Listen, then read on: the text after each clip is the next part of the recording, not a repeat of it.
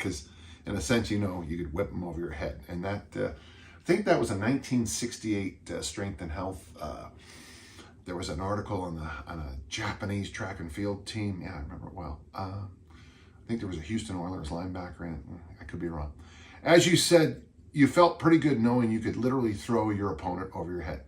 Are there any other exercises or drills with barbells or kettlebells that you think might inspire a similar level of confidence for those wishing to enter contact or collision sports?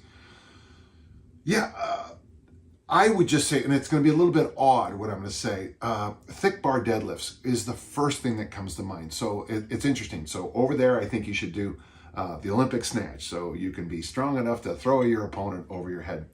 And then thick bar deadlifts. What I discovered with thick bar deadlifts is that when I started doing them, my C grip, my crushing grip strength just improved so much.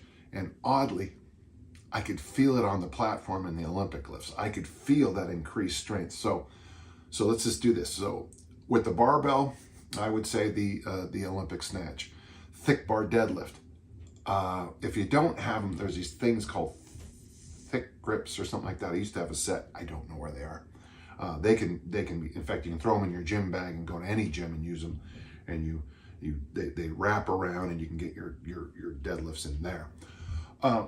Obviously, now there's going to be a whole area of whole body movements that I think help, for collision sports, for fighters.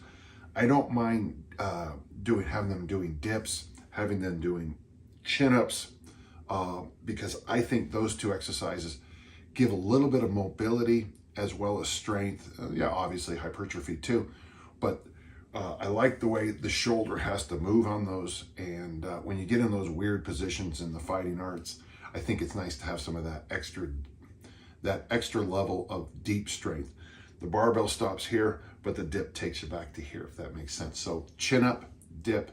I don't mind the idea of doing something like overhead squats, since your squat cinching over there, I do like the idea of doing front squats. Again, the extra wrist flexibility. Here's what's going to come back in the responses, though.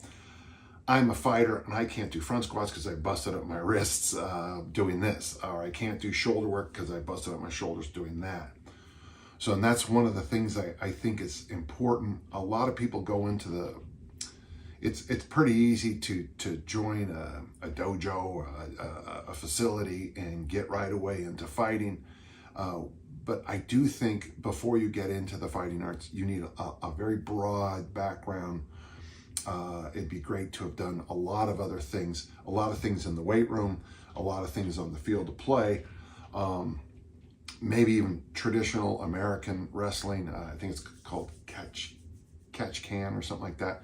But it's our university kind of wrestling, where you're not going to get a lot of punches in the face and stuff like that.